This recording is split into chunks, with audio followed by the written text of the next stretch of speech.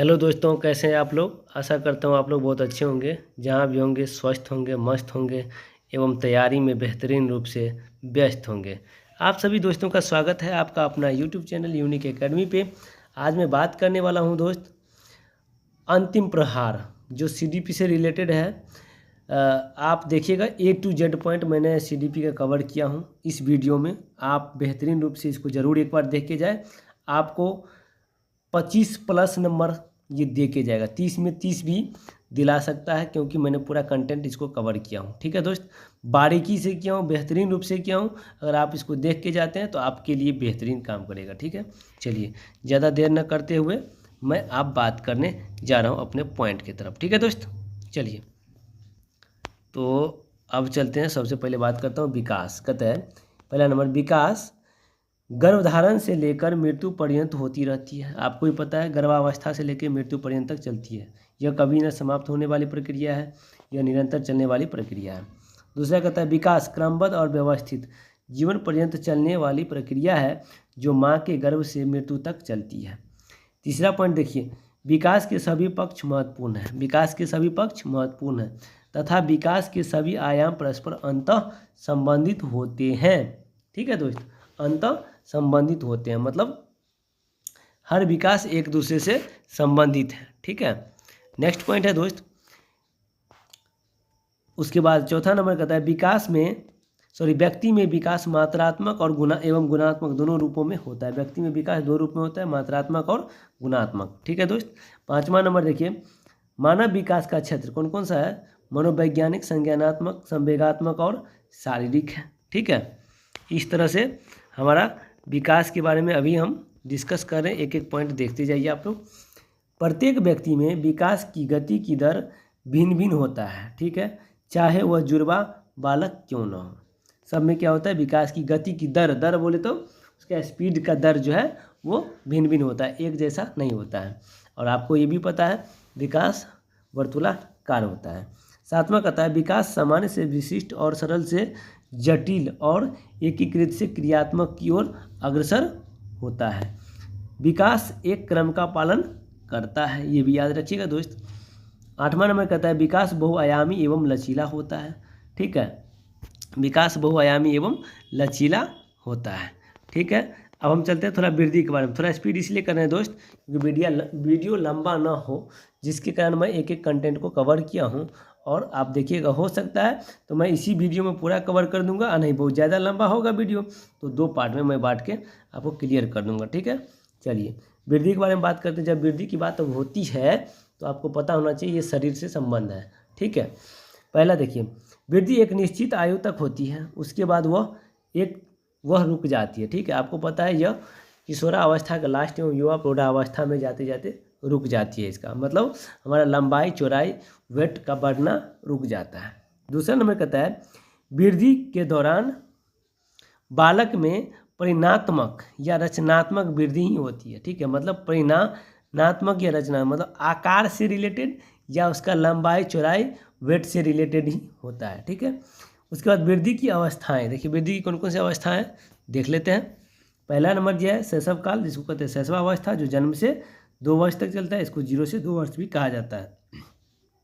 इसका पहला पॉइंट कहता है इस अवस्था में शारीरिक और मानसिक विकास तीव्र गति से होता है। याद रखिएगा, शारीरिक और मानसिक विकास तीव्र गति से शैशव काल में ही होता है। ठीक है दोस्त, दूसरा पॉइंट इसका दिया हुआ है, जहाँ समझिएगा, इस अवस्था में सार्थक अधिगम, याद रखिए सार्थक अधिगम प्रारंभ हो जाती है। आपसे पूछेगा सार्थक अधिगम किस अवस्था में होती है प्रारंभ, तो क्या शैशव काल अवस्था में। ठीक है, दूसरा नंबर देखिए, दूसरा अवस्था हमारा कौन सा है, पूर्व बाल्य काल, जो कहते हैं पूर्व बाल्य अवस्था, जो 2 से 6 वर्ष के अंतर्गत आते हैं। देखिए पहला दिया है बाहरी जुड़ाव, मतलब क्या, अब वो घर परिवार से हटके समाज से जुड़ने लगता है, समाज के बच्चों से जुड़ने लगता है।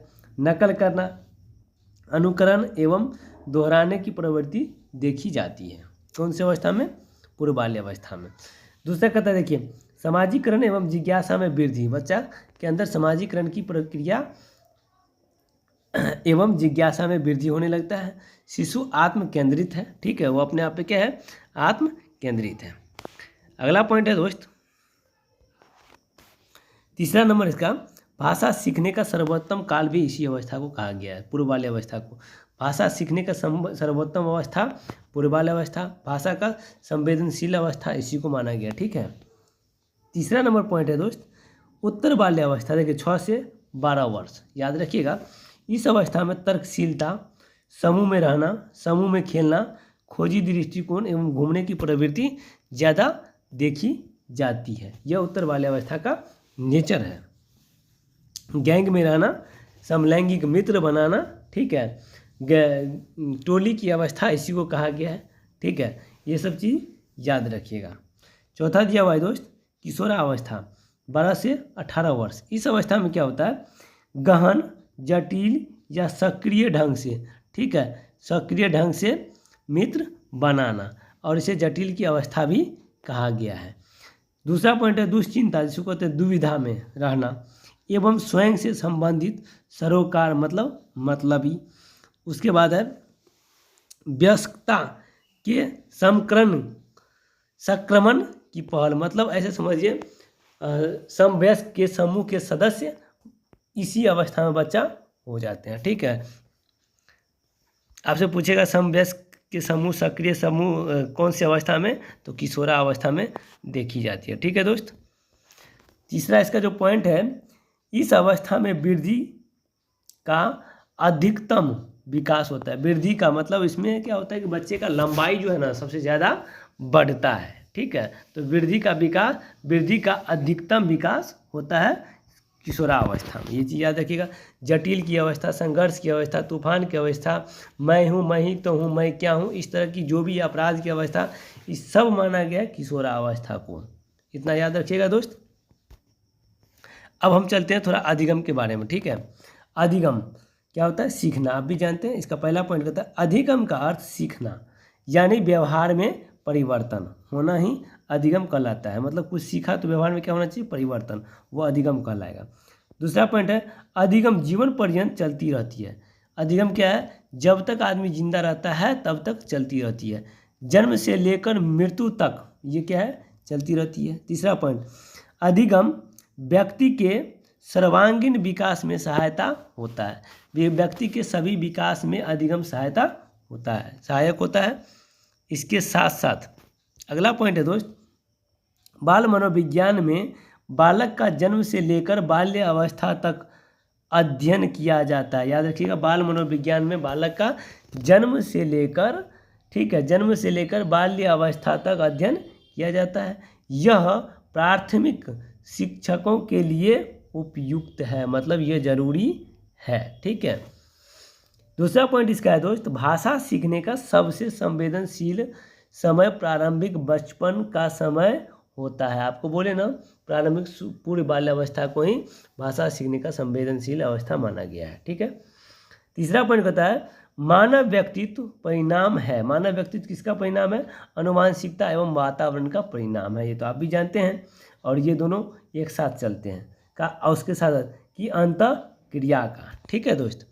इसके साथ हम चलते हैं, चौथा इसका पॉइंट है। देखिए बहुत इंपॉर्टेंट पॉइंट लाए हैं दोस्त, एक एक चुनिंदा पॉइंट लाए हैं जहाँ से क्वेश्चन पूछता ही है, और आप इसको देख के जाइए। क्वेश्चन इस टॉपिक से जरूर रहेगा, बस पूछने का थोड़ा सा क्वेश्चन लेंदी हो सकता है पूछना, लेकिन टॉपिक आपको छोड़ेगा नहीं, टॉपिक साथ में ही रहेगा, ठीक है। इसीलिए आप इसको जरूर देख के जाइए, छोटे बड़े भाई को भी शेयर कर दीजिए ताकि उनको भी 1 नंबर से पीछा न रहे। चौथा नंबर पॉइंट है दोस्त, वृद्धि और विकास की क्रिया वंशानुक्रम और वातावरण की संयुक्त परिणाम है, ठीक है।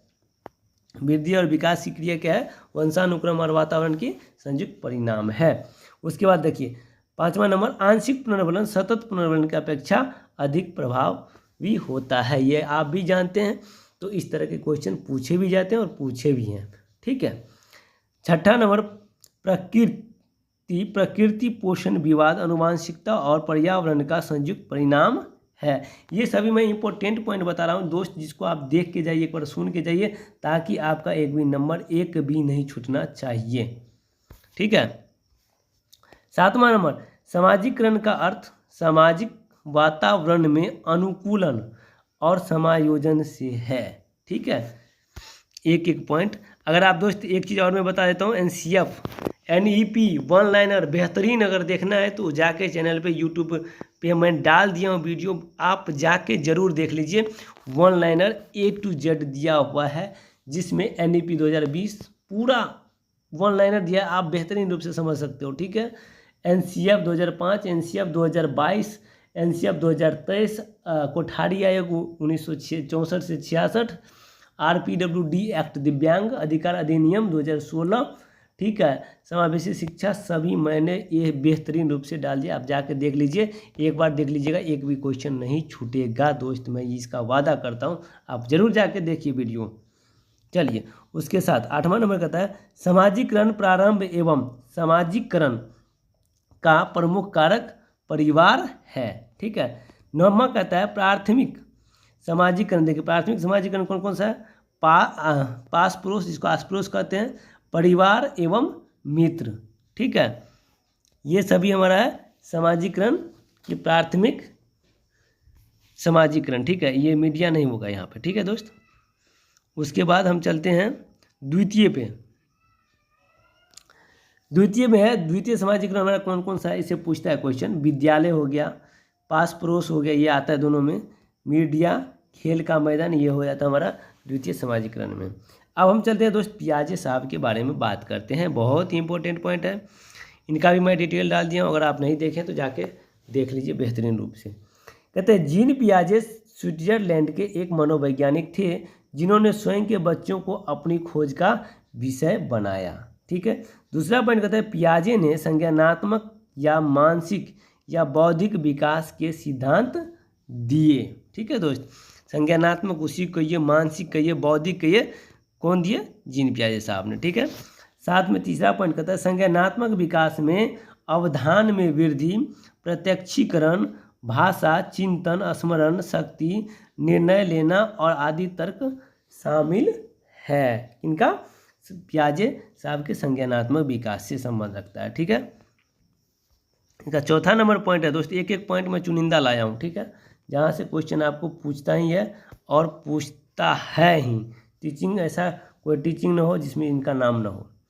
बच्चे टीचिंग एग्जाम में बच्चे नन्हे वैज्ञानिक होते हैं जो दुनिया के बारे में ज्ञान का निर्माण और उपयोग करते हैं। ठीक है, नन्हा वैज्ञानिक भी इन्होंने ही कहा है।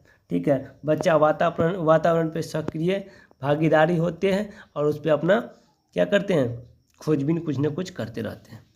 साथ में दिया है बच्चे अधिगमकर्ता भी होते हैं, ये भी याद रखिएगा, निर्माणकर्ता भी होते हैं। अगला पॉइंट 5वां है बच्चे वातावरण या परिवेश या पर्यावरण पर क्रिया करते हैं। याद रखिएगा, क्या? बच्चे वातावरण, परिवेश, पर्यावरण पर क्रिया करते हैं। छठा पॉइंट कहते हैं पियाजे के अनुसार विकास गुणात्मक चरणों में होता है। याद रखिएगा, गुणात्मक चरणों में होता है, क्योंकि ये संज्ञानात्मक का बात किया है तो यह मात्रात्मक नहीं होगा। 7वां नंबर है निर्माण का खोज एवं कार्य क्रिया अर्जन का सिद्धांत है। ठीक है, पियाजे ने कहा वातावरण या परिवेश या पर्यावरण के अनुसार स्वयं को ढालना क्या कहलाता है? अनुकूलन कहलाता है। मतलब परिस्थिति के अनुसार अपने आप को जिस वातावरण में गए उसमें ढाल लिए तो वो क्या कहलाएगा? अनुकूलन। कौन कहे हैं? पियाजे साहब ने कहे हैं। ठीक है दोस्त, अगला पॉइंट है हमारा 9वां, पूर्व ज्ञान के साथ नवीन ज्ञान को जोड़ना आत्मसातीकरण कहलाता है। पूर्व ज्ञान के साथ नवीन ज्ञान को जोड़ना आत्मसातीकरण कहलाता है। ठीक, उसके बाद 10वां कहता है जब बालक अपने पुराने स्कीमा अर्थात ज्ञान में परिवर्तन या बदलाव करना प्रारंभ कर देता है तो उसे क्या कहते हैं? समायोजन। ठीक है, उसके बाद देखिए 11 नंबर कहता है संगठित या व्यवस्थित करना क्या कहलाता है? स्कीमा। ठीक है, साथ में देखिए पियाजे के संज्ञानात्मक विकास की 4 अवस्थाएं हैं। अब इस 4 अवस्था के बारे में हम लोग बात करेंगे बारीकी से, एक एक पॉइंट को। ठीक है दोस्त, 4 अवस्था कौन कौन सा है उसके बारे में पूरा डिटेल से बात करते हैं। देखिए पियाजे के संज्ञानात्मक विकास के 4 अवस्थाएं में इंद्रजनित गामक अवस्था, इसको संवेदी गामक भी कहते हैं, प्रेरक अवस्था भी कहते हैं, प्रेरक भी कहते हैं, प्रणोद अवस्था भी कहते हैं, जो जन्म से 2 वर्ष तक माना जाता है। ठीक है, इसका पहला पॉइंट कहता है यह अवस्था अनुकरण, स्मृति, मानसिक निरूपण तथा इंद्रियों के प्रयोग पर आधारित है। मतलब बच्चा किसी चीज़ को देखता है तो उसका फिगर उसके दिमाग में छप जाता है, इसी को कहते हैं मानसिक निरूपण। ठीक है, और इंद्रियों से ही ये कुछ भी करता है, मतलब खाना पीना लेना है तो अपना रोक के व्यक्त करता है तो उसको वो चीज़ मिल जाता है, मतलब अपनी इंद्रियों से ये बात करता है, इंद्रियों के सहारे बात करता है। ठीक है, दूसरा पॉइंट कहता है आँख कान नाक से सोचना तथा वस्तु की अस्थायित्व की अवधारणा भी इसी अवस्था से प्रारंभ हो जाता है। ठीक है, वस्तु अस्थायित्व। ठीक है, दूसरा कहता है, देखिए दूसरा है पूर्व संक्रियात्मक, पूर्व परिचालन, इसी को कहते हैं प्राक संक्रियात्मक, पूर्व क्रियात्मक अवस्था, जो 2 से 7 वर्ष तक मानी जाती है। इसका पहला पॉइंट है इस अवस्था में बालक अपने परिवेश के वस्तुओं को पहचानने एवं उसमें विभेद करना जानने लगते हैं। ठीक है, इसका मतलब है परिवेश के वस्तुओं में विभेद करना कौन सी अवस्था में? पूर्व संक्रियात्मक अवस्था में। ठीक है, दूसरा कहते हैं भाषा विकास प्रारंभ, प्रतीकात्मक खेल, ध्यान केंद्रित करने की प्रवृत्ति, अनुत्क्रमणीयता और अहमनीयता, ये सब देखी जाती है कौन सी अवस्था में? पूर्व संक्रियात्मक अवस्था में। दोस्त जितना ये इंपॉर्टेंट पॉइंट है ना, जैसे देखिए आपको बता दो प्रतीकात्मक खेल बहुत इंपॉर्टेंट है, ध्यान केंद्रित मतलब केंद्रीकरण करना, समझ गए ना। उसके बाद अनुक्रमणीयता, हाँ अहमनीयता, अनुक्रमणीयता का मतलब है अनुक्रम क्रम से, साथ में बच्चे इसमें पलटावी गुण बच्चे में नहीं आते हैं, मतलब पलट के वो चीज़ नहीं बोल पाते हैं, जीववाद का बच्चे में समझ नहीं होती है, निर्जीव सजीव का अंतर नहीं कर पाते हैं। ठीक है, इस तरह की मुद्रा संप्रत्यय की कंसेप्ट बच्चे में नहीं होते हैं। ये सब पॉइंट पूर्व संक्रियात्मक अवस्था में बच्चे का विकास नहीं हो पाता है, ये भी याद रखिएगा। ठीक है, साथ में हम चलते हैं अब तीसरा अवस्था, जो पियाजे साहब का तीसरा अवस्था है। ठीक है दोस्त, देखिए पूर्व संक्रियात्मक मूर्त परिचलन, ठीक है, ठोस संक्रियात्मक मूर्त चिंतन की अवस्था। देखिए एक अवस्था का कितना नाम है दोस्त, इसको स्थूल की अवस्था भी कहते हैं। तो आप एक नाम से नहीं सभी नाम को जान के जाइए, अच्छा से दिमाग में फिट कर लीजिए, क्योंकि कोई भी नाम दे सकता है। जो 7 से 11 वर्ष तक माना गया है। ठीक है, कहता है इस अवस्था में बालक में वस्तुओं को पहचानने, उनका वर्गीकरण, तार्किक चिंतन एवं संधारण करने लगते हैं, जो मूर्त संक्रियात्मक अवस्था है। ठीक है दोस्त, याद रखिएगा एक पॉइंट और, वस्तु अस्थायित्व का गुण बच्चे में आ जाते हैं कब? इंद्रिय जनित कामक अवस्था में ही। ठीक है, लेकिन अच्छा से पकड़ कब आता है? पूर्व संक्रियात्मक अवस्था में। ठीक है, इस चीज़ को भी आपको ध्यान में रखना होगा। अगला पॉइंट है दोस्त मेरा संरक्षण, ठीक है, सुरक्षित रखना तथा कक्षा समावेशन मूर्त संक्रियात्मक अवस्था में देखने को मिलता है। चौथा पॉइंट है अमूर्त संक्रियात्मक, जिसको औपचारिक भी कहते हैं, परिचालन, ठीक है, अवस्था जो 11 वर्ष से ऊपर को माना जाता है। जैसे देखिए पहला पॉइंट दिया है अमूर्त चिंतन इस अवस्था की प्रमुख विशेषता है।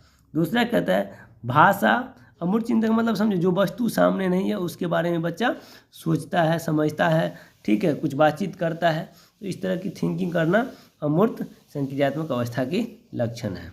मूर्त का मतलब जानते ही हैं, जो ठोस वस्तु है सामने है उसके बारे में बच्चा देखता है, उसको देख के जो भी थिंकिंग मनन करता है वो मूर्त संक्रियात्मक हो जाता है। ठीक, तो कहता है इसका मैं दूसरा पॉइंट पढ़ रहा हूँ, भाषा संबंधित योग्यता, संप्रेषणशीलता, अच्छी तरह से सोचने, समस्या समाधान एवं निर्णय लेने की क्षमता का विकास देखने को मिलता है कौन सी अवस्था में?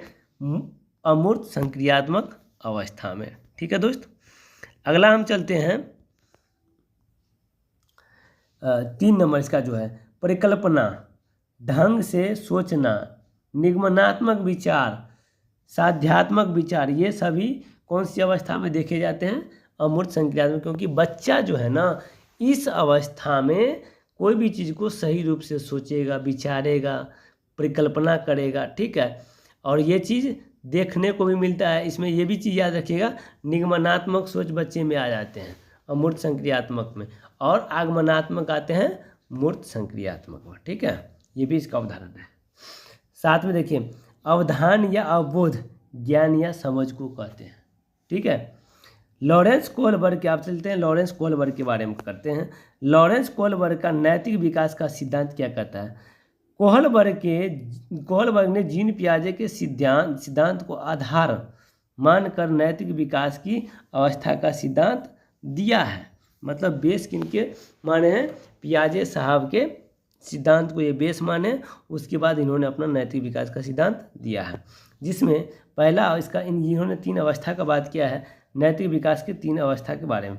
पूर्व परंपरागत या पूर्व नैतिक स्तर जो 4 से 10 वर्ष के होते हैं। अब इसका क्या है? इसके कहने का मतलब इसको 2 चरण में बांटा गया है, दंड एवं आज्ञा पालन अभिमुखता। ये होता है दोस्त 4 से 7 वर्ष तक। ठीक है, याद रखिएगा। और इसका नीचे है आत्म अभिरुचि तथा प्रतिफल अभिमुखता। ये होता है 7 से 10 वर्ष। ये अधिकतर किताब में नहीं दिया जाता, तो इस चीज़ को आप याद रखिएगा। ठीक, इससे रिलेटेड बच्चा देखिए, दंड एवं आज्ञाकारी अभिमुखता हो गया।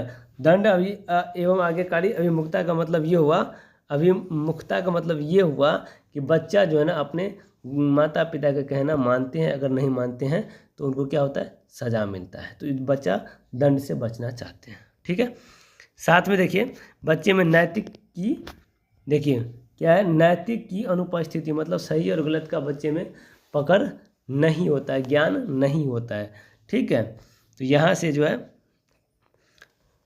मतलब नैतिक की अनुपस्थिति स्तर पहला कहा गया है। ठीक है, क्योंकि बच्चे को उतना सही और गलत की पकड़ नहीं होता है कि ये सही है कि ये गलत है।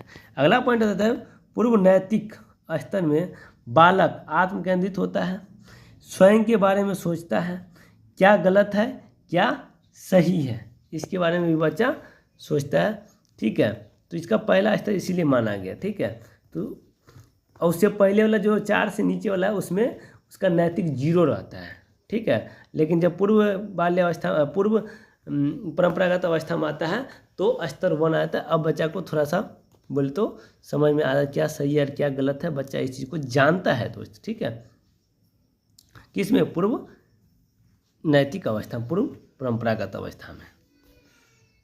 साथ में देखिए दूसरा कह रहे हैं परंपरागत नैतिक रूढ़िगत नैतिकता का स्तर 10 से 13 वर्ष। इसमें कहता है पहला पॉइंट अधिकार संरक्षण अभिमुखता। दूसरा कहता है अच्छा लड़का अच्छी लड़की, इसी अवस्था में आता है, जो 2 चरण में इसको भी बांटा गया है, आप भी जानते हैं। तीसरा नंबर कहता है उत्तर परंपरागत स्तर या आत्म अंगीकृत नैतिक स्तर, उत्तर रूढ़िगत नैतिकता का स्तर 13 वर्ष से ऊपर को माना गया है। उसके बाद कहता है सामाजिक अनुबंधन अभिमुखता। इसको 2 भाग में बांटा है, सार्वभौमिक नैतिक सिद्धांत। दोस्त इस सभी टॉपिक को एक बार जरूर देख लीजिएगा, केवल हम इस टॉपिक का चर्चा कर रहे हैं ताकि इससे क्वेश्चन पूछा जा रहा है। आपको डिटेल में देखना है तो आप वीडियो को जाके देख लीजिए, पूरा बारीकी से दिया हुआ है। ठीक है, क्योंकि अगर हम इसको डिस्कस करने लगेंगे इस पॉइंट पे तो थोड़ा सा वीडियो लंबा हो जाएगा। ठीक है, इसीलिए इसका पर्सनल में बना के डाल दिया हूँ, आप जाके देख सकते हैं। कोहलबर्ग के अन्य सिद्धांत कौन कौन से हैं? स्वकेंद्रित अवस्था जो 3 से 6 वर्ष माने जाते हैं, परंपराओं के धारण करने वाली अवस्था जो 7वें वर्ष से किशोरावस्था के प्रारंभ तक का माना जाता है। ठीक है, साथ में इसके बाद देखिए आधारहीन आत्मचेतना अवस्था, यह अवस्था किशोरावस्था से जुड़ी हुई है। और चौथा जो है आधार युक्त आत्मचेतना अवस्था, जो ये उसके अलावा भी 3 अवस्था के अलावा भी कोहलबर्ग जी दिए हैं। ठीक है, अब आता है हमारा वाइगोत्स्की साहब, देखिए का सामाजिक सिद्धांत। ये कहते हैं पहला पॉइंट सामाजिक अन्योन्य क्रिया, समीपस्थ विकास का सिद्धांत, परस्पर बातचीत या व्यक्तिगत वार्ता, सामाजिक अंतःक्रिया। ठीक है, ये सभी किसने कहा है? वाइगोत्स्की साहब ने कहे हैं। ठीक है, उसके साथ साथ दिया है सहयोगात्मक अधिगम, सहयोग देना, पार ढांचा, इसी को मचान कहते हैं, इसी को स्कॉफ फोल्डिंग कहते हैं, स्कॉफ फोल्डिंग। ठीक है, साथ में देखिए समाज और सामाजिकता की बात इन्होंने ही कहा है। ठीक है, 7वां नंबर कहता है पारस्परिक क्रिया, मतलब परस्पर एक दूसरे से मिलकर क्रिया करते हैं कोई भी चीज़। तो ये हमारा होता है समूह से। 8वां कहता है वयस्कों और समवयस्कों के साथ परस्पर क्रिया करना, ठीक है। 9वां कहता है भाषा और विचार के संबंधों की चर्चा में अग्रणी होना। उसके बाद वाला लास्ट पॉइंट कर रहा है इसका, अगला पॉइंट, सॉरी लास्ट कहते हैं, अगला पॉइंट वाइगोत्स्की के सिद्धांत के महत्वपूर्ण पहलू सामाजिक, संस्कृति और भाषाई है। याद रखिए ये तीनों पॉइंट बहुत इंपॉर्टेंट है, सामाजिक, सांस्कृतिक और भाषाई, क्योंकि इन्होंने कहा है इसी तीनों से बच्चे का विकास होता है। ठीक है दोस्त, आशा करता हूँ आप समझ रहे होंगे। अगर नहीं समझ रहे हैं तो प्लीज़ इसको एक बार, एक नहीं 2 बार देख लीजिए, सुन लीजिए, आपको समझ में आ जाएगा। ठीक है, चलिए अगला पॉइंट का मैं बात करता हूँ। प्राथमिक स्तर पर एक शिक्षक की महत्वपूर्ण विशेषता क्या होनी चाहिए? धैर्य, दृढ़ता और सुगमकर्ता का होना चाहिए। धैर्य भी होना चाहिए प्राथमिक स्तर पर टीचर को एक, उसके बाद दृढ़ रहना चाहिए और सुगमकर्ता के रूप में होना चाहिए। अगला कहता है प्रगतिशील शिक्षा की विशेषता क्या है? इसका देखिए प्रगतिशील शिक्षा के बाद किसने किया है? जॉन डीवी साहब ने। खोज को प्रोत्साहन देता है, ठीक है। समय सारणी और बैठक की व्यवस्था में लचीलापन, जितना अंडरलाइन किया हुआ है दोस्त उसको जरूर आप देख के ही जाइए। प्रोजेक्ट प्रणाली, लैब विद्यालय, ठीक है, TSS, ठीक है, टीचर, स्टूडेंट और सिलेबस, उसके बाद रुचि और प्रयास, ये सभी पॉइंट एक बार देख के जाइएगा बहुत बेहतरीन रूप से। ठीक है, साथ में देखिए बाल केंद्रित शिक्षा प्रमुख, देखिए गिजू भाई समर्थन किए थे जॉन डीवी साहब का। ठीक है, बच्चों के लिए हस्तपरक गतिविधियाँ, मतलब बच्चा खुद से करके सीखे। बाल केंद्रित शिक्षा में बच्चे व्यक्तिगत और सामूहिक दोनों रूप में सीखते हैं। बच्चों की निःशुल्क और अनिवार्य शिक्षा का अधिकार अधिनियम 2009 RT 2009 बाल केंद्रित शिक्षा का आधार है। और RT 2009 अगर आप नहीं देखे हैं तो आप जाके चैनल पे देख लीजिए, एक एक पॉइंट दिया हुआ है जहाँ से आपको पूरा कंसेप्ट क्लियर हो जाएगा। ठीक है दोस्त, देखिए सब पढ़े सब बढ़े का नारा कौन दिया था? सर्व शिक्षा अभियान ने। ठीक है, सर्व शिक्षा अभियान की शुरुआत कब हुई थी? 2000 से 2001 में। विश्लेषण एवं पर्यवेक्षण मॉन्टेसरी शिक्षा प्रणाली के अंतर्गत आते हैं। ठीक है, साथ में देखिए आलोचनात्मक सोच, तार्किक कौशल मानवतावादी शिक्षा का देन है।